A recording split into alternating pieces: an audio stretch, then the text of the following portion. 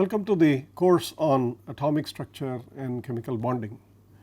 My name is Mangala Sundar and I am a professor of chemistry in the Department of Chemistry in Indian Institute of Technology, Madras. Okay.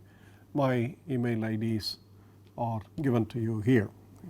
Now, in this lecture, we shall look into the first few lessons of the mathematics of quantum mechanics, and in doing so, we shall introduce the concept of linear vector spaces.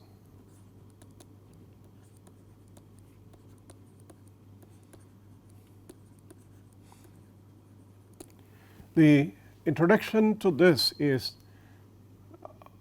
through vectors, but then vectors represented formally using matrices.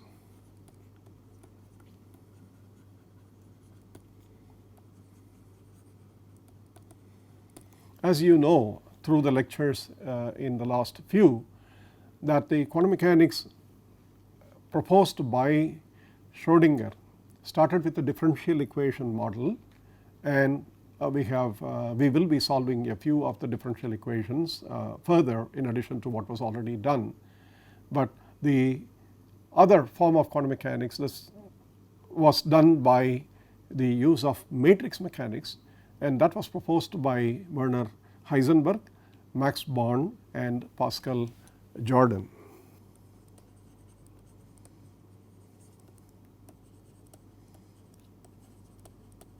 Well, Werner Heisenberg, Max Born and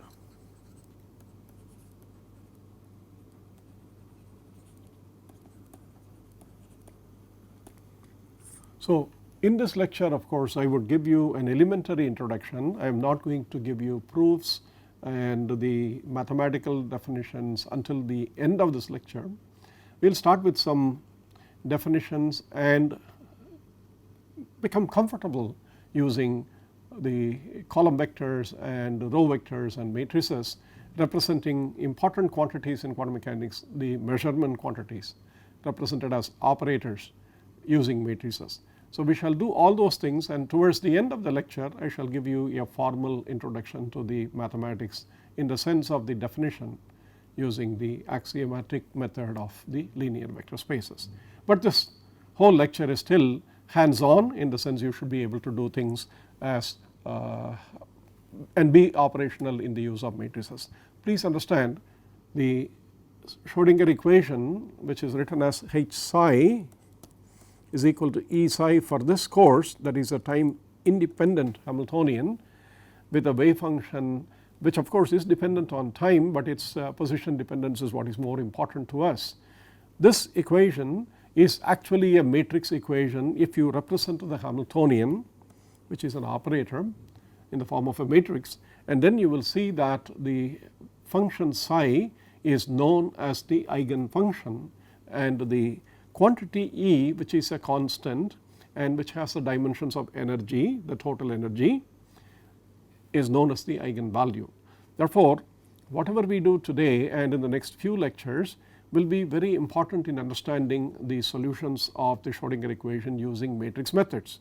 And today, practical calculations involving large scale programming and computational chemistry programs used in biology, used in medicine, used in material science, used in physics and chemistry, all use matrix eigenvalue problems as solutions. Therefore, this lecture is fundamentally important for us to understand the basics. Okay. What are the lecture objectives?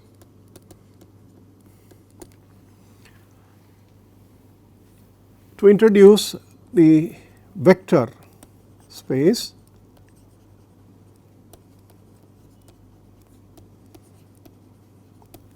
a special notation which has been used by Paul Dirac, Adrien Maurice Dirac, known as the bracket notation.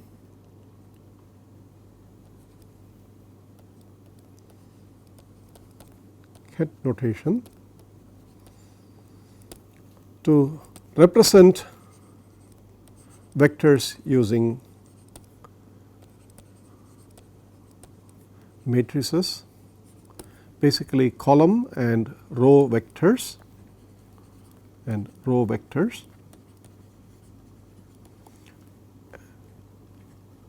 understand scalar products and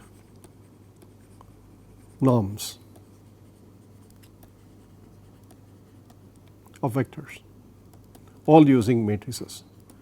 The sequence to this lecture will then represent the operators using matrices and will also give you a representation of the operators using what are known as the basis operator matrices and so on. Here in this lecture we will see the vectors being represented by row vectors and column vectors. Okay.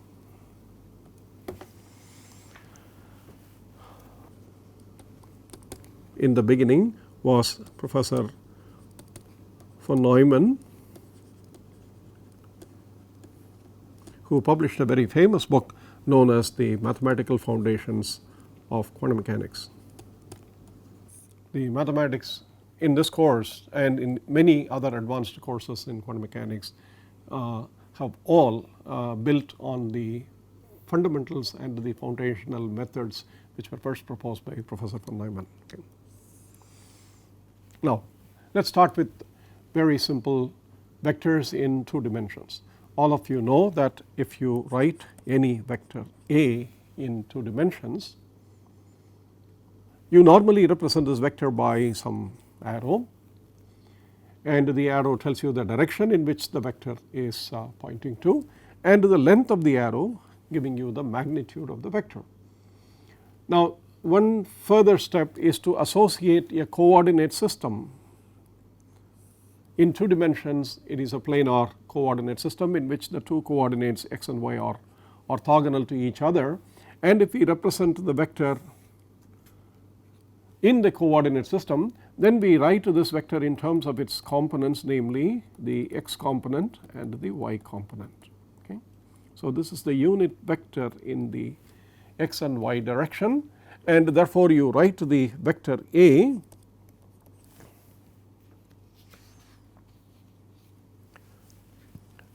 in terms of the component in the unit direction A1x and the component in the unit direction y, so that you know that when you have to add this to get this vector, essentially you are adding A times x, which is the unit vector, and A2 times y, which is the vector in the y direction. So this is the point, and in a similar way if you write another vector B, it has a different component B1x plus B2y and so on. Okay. What do we mean by that? We mean by that the vector x dotted with x is unity, so scalar 1. The vector y dotted with y, the unit vector, is 1, and the scalar product between the 2 vectors x and y, if you recall the dimensions, the scalar product definition, it is the magnitude of x and magnitude of y multiplied by the cosine theta, where theta is the angle between x and y, and you know that theta is 90 degrees, therefore this is 0. Okay. So this is meant as the orthogonal and normalization representation of the unit vectors.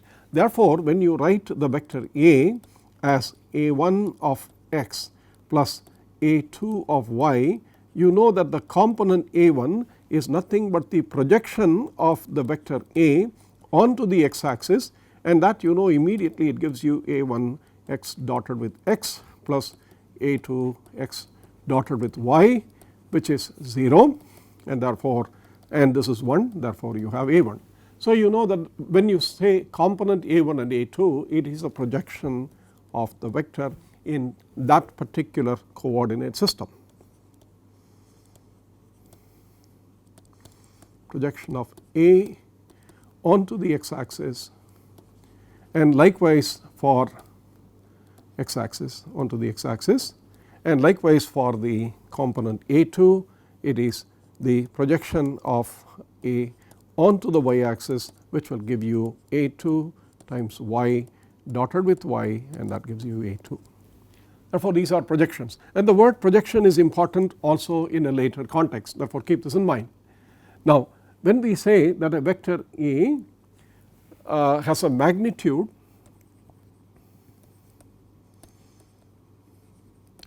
the vector A's magnitude is actually calculated as the magnitude of A dot A, the magnitude, and it is a square root. Okay. A dot A gives you the square of the vector A, and therefore the magnitude of the vector A is the square root of the A square, and that is also very easy to write down because you write this as A1 x plus A2 y dotted with A1 x plus A2 y, and it is a square root of it, and therefore that gives you A1 square plus A2 square and gives you the square root. Okay. Therefore, a unit vector in the direction of A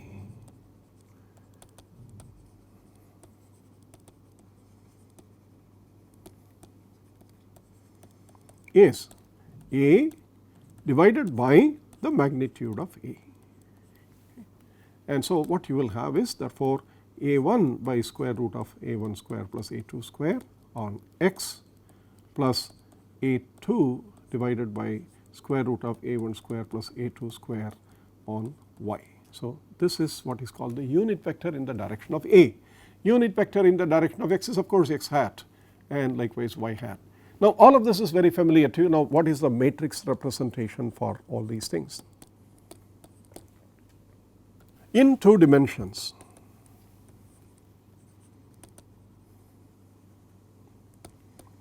one represents the unit vector x by a column vector 1 0.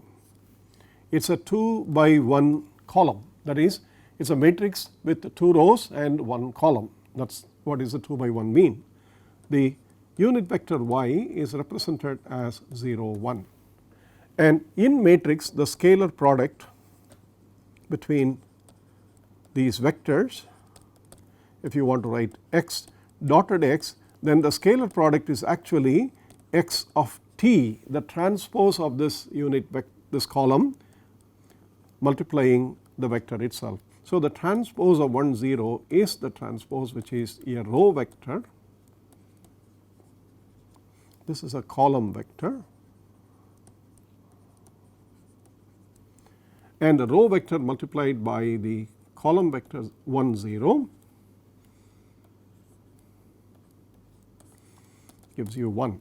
Likewise, when you write y dot y in the matrix notation, it is the transpose of the column y representing the vector y multiplying the vector y itself, which is 0 1 multiplying 0 1 giving you 1.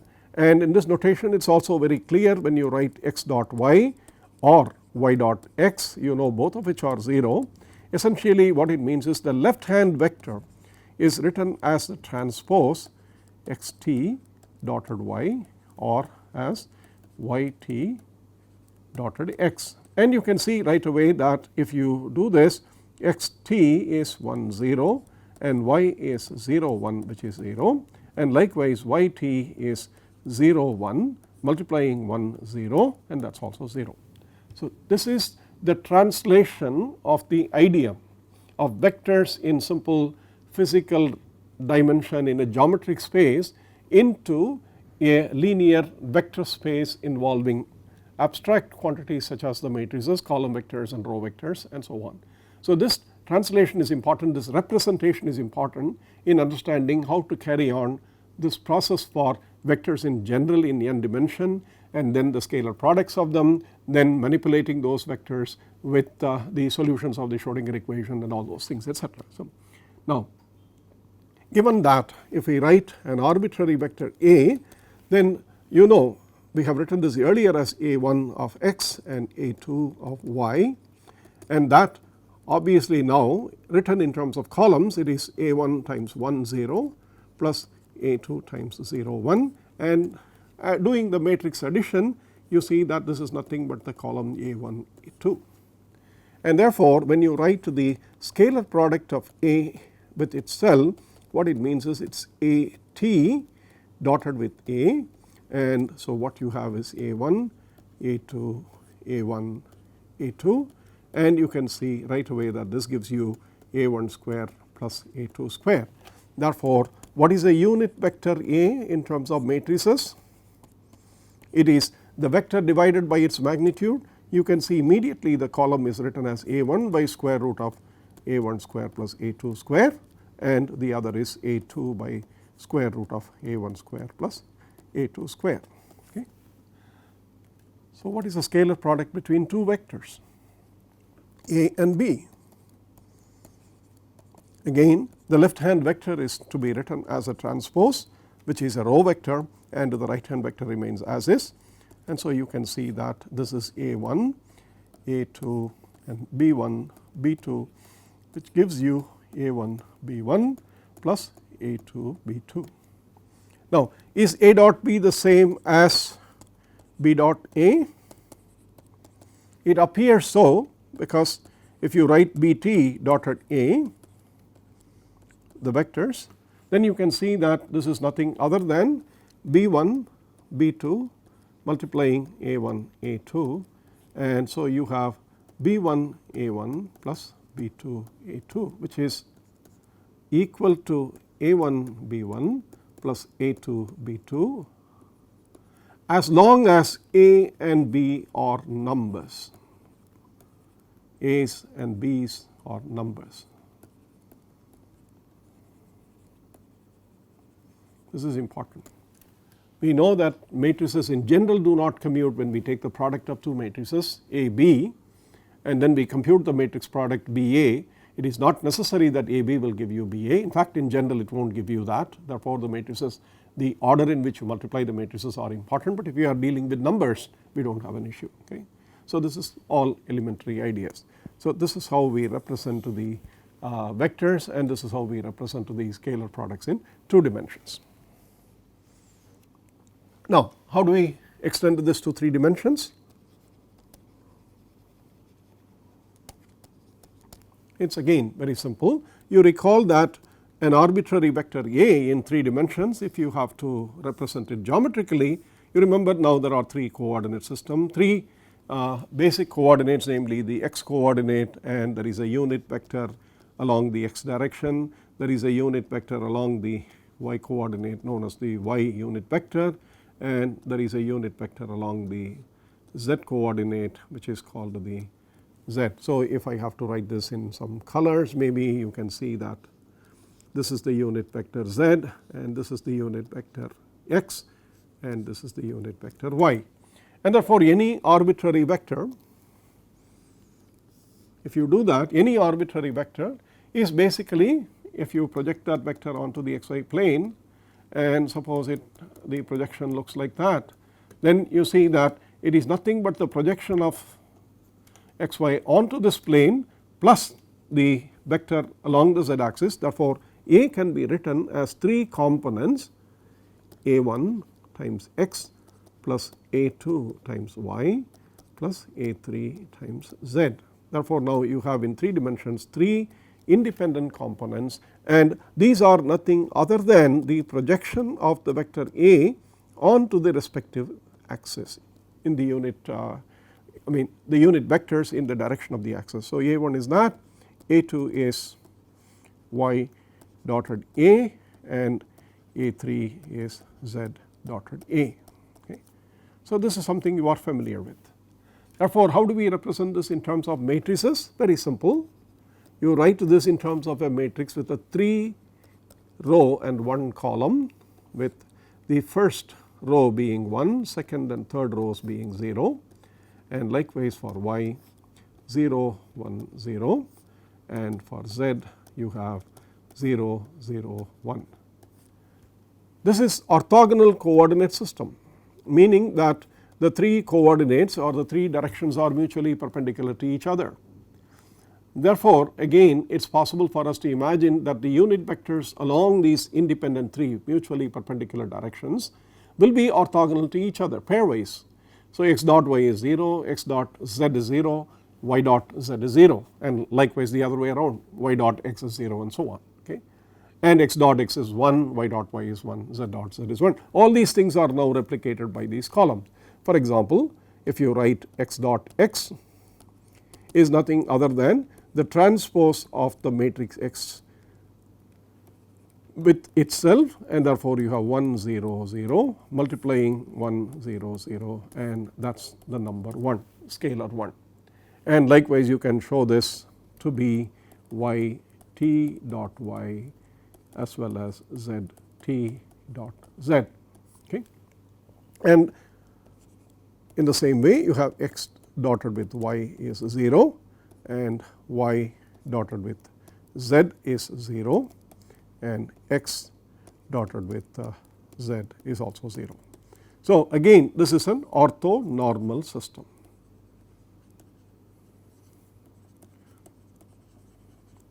So, immediately you can see that any vector arbitrary which is written as a1 times x, which is 1 0 0, plus a2 times y, which is 0 1 0, plus a3 times z, which is 0 0 1, is obviously the column vector a1 a2 a3.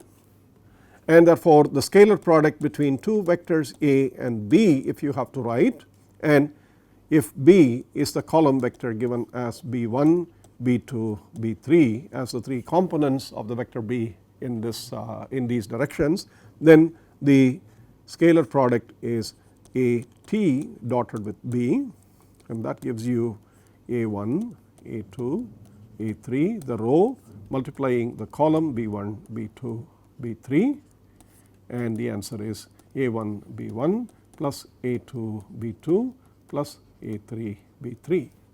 And in a similar way, the unit vectors of A are also very simple, that the magnitude of A is now the sum of the 3 squares, a1 square plus a2 square plus a3 square root. Therefore, the vector A is obviously a1 divided by the magnitude, that is a unit vector in the direction of a1 divided by this magnitude, a2 divided by this magnitude, a3 divided by this magnitude. So, unit vector A, if you write,